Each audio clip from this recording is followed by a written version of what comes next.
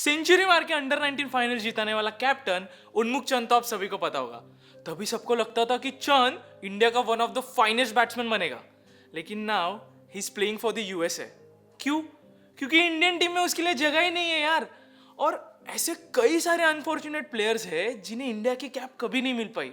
So let's say India के ऐसे 5 unluckiest cricketers जिनके कंसिस्टेंट परफॉर्मेंस के बावजूद उन्हें इंडिया के लिए खेलने का मौका नहीं मिला।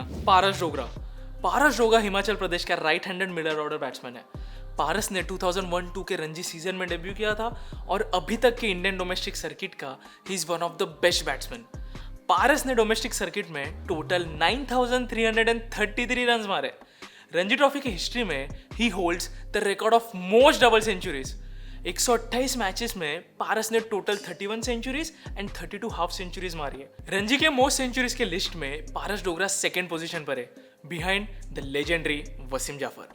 विजय हजारे ट्रॉफी में भी he averages close to 43 and has scored 6 centuries in 108 innings. 2018 में पारस ने हिमाचल की टीम छोड़ के पौंडीचेरी के लिए खेलने का डिसाइड किया और अभी तक he is playing for them. और रिसेंट ईयर्स में पौंडीचेरी का डोमेस्टिक सीजन भी बहुत अच्छा गया है एंड उसका one of the main reason has been Paras Dogra. Domestic circuit में इतना सक्सेसफुल होने के बाद भी he is one of the unluckiest cricketers जिसको इंडिया के लिए खेलने का चांस नहीं मिला। हमारे अगले प्लेयर का नाम बहुत ही कम लोगों ने सुना होगा बिकॉज ये हमारे परदादा के टाइम के क्रिकेटर थे, लेकिन इनका डोमेस्टिक रिकॉर्ड आज भी अमर है। इनका नाम है A.G. Ram Singh. He is one of the unluckiest cricketers of India. A.G. Ram Singh Madras के लेफ्ट आर्म ऑफ स्पिनर थे और वो load on the order batting भी करते थे। इन 56 first class matches he has taken 265 wickets with an average of just 18.56। वो India के second player बने जिन्होंने 100 प्लस विकेट्स के साथ साथ 1000 रन्स भी मारे। राम सिंह जी फर्स्ट प्लेयर बने जिन्होंने मद्रास के लिए सेंचुरी मारी, but despite all this records उनको सिर्फ 2 अनऑफिशियल टेस्ट खेलने का चांस मिला। 1947 में रिटायरमेंट के बाद उन्होंने अपना कोचिंग करियर स्टार्ट किया और उनके कुछ स्टूडेंट्स आगे जाके इंडिया के लिए भी खेले। राम सिंह जी का इंडिया के लिए खेलने का सपना अधूरा ही रहा, लेकिन उनके अपने 2 बेटे कृपाल सिंह और मिल्खा सिंह ने खुद इंडिया को रिप्रेजेंट करके अपने पिताजी का सपना हकीकत में बदल दिया। अगर किसी के सरनेम में कर हो तो समझ लो कि उनके रगों रगों में क्रिकेट है। Gavaskar, Agarkar, Manjrekar, Prabhakar and the God the greatest Tendulkar. इनके साथ साथ और एक कर है जो अनफॉर्चुनेटली इंडिया को कभी रिप्रेजेंट नहीं कर पाया, लेकिन डोमेस्टिक सर्किट में he has been the hero for Mumbai, Padmakar Shivalkar. Padmakar ji एक लेफ्ट आर्म स्पिनर थे जिन्होंने 124 मैचेस में 589 विकेट्स ली थी with 42 fifers and 13 tenfers. He started his career in 1961 and played for 26 years.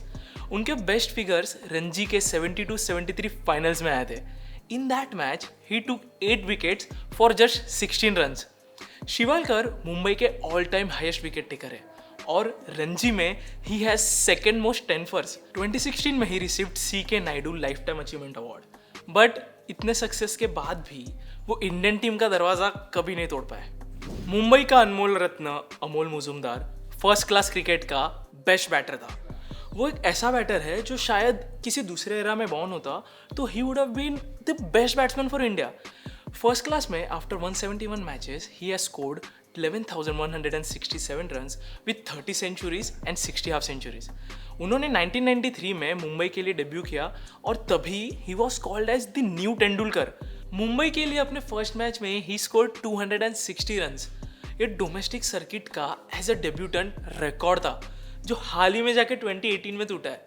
लेकिन उस वक्त मुंबई के ओपनर थे सचिन और कामली जो 500-600 रन्स की पार्टनरशिप्स ऐसे ही किया करते थे। सचिन और कामली की जोड़ी इतनी इनविंसिबल थी कि वन डाउन आने वाले अमोल मुजुमदार की बैटिंग ही नहीं आती थी।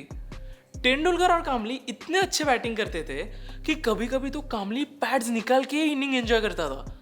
मतलब सोचो, नंबर 3 के बैट्समैन की बैटिंग नहीं आती थी तो बाकी के बैटिंग लाइनअप का क्या हाल होता होगा। एनीवेज 94-95 में द्राविड और गांगुली के साथ अमोल इंडिया ए के लिए भी खेले, लेकिन इस टैलेंटेड न्यू तेंदुलकर को इंडियन कैप कभी नहीं मिली। पर अमोल को क्रिकेट से अलग करना नियति के बस में भी नहीं था, एज हाल ही में इंडियन वुमेन्स टीम के हेड कोच अमोल मुजुमदार बने, जिसके अंडर इंडिया ने पहली बार ऑस्ट्रेलिया को टेस्ट में हराया। अनलकीस्ट प्लेयर्स का राजा है रजिंदर गोयल। यह हरियाणा का लेफ्ट आर्म ऑफ स्पिनर था जिसको इंडिया के लिए कभी खेलने का चांस नहीं मिला। रजिंदर गोयल रणजी का लीडिंग विकेट टेकर है with 637 wickets in just 123 matches with an average of 17. Rajinder Goel has the most number of 5 overs and 10 wicket haul in a single Ranji match. 2016 में इन्हें भी CK Naidu life time achievement award मिला for his tremendous success in domestic circuit. Rajinder Goyal को 1972 में Indian squad में include किया गया था, लेकिन लास्ट मोमेंट पे वो प्लेइंग 11 का हिस्सा नहीं बन पाया। सुनील गावस्कर ने अपने बुक में रजिंदर गोयल और पद्माकर शिवलकर को भी मेंशन किया है as 2 of the toughest bowler he had faced, लेकिन इसके बावजूद he did not get an opportunity to play for India।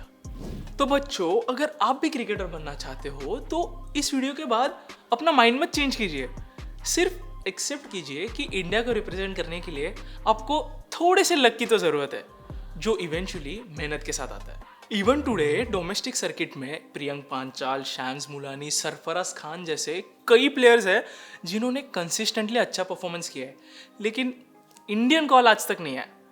Comment करके बताइए इनमें से कौन से प्लेयर्स को इंडियन कॉल आ जाना चाहिए था। तब तक के लिए take care and see you in the next one.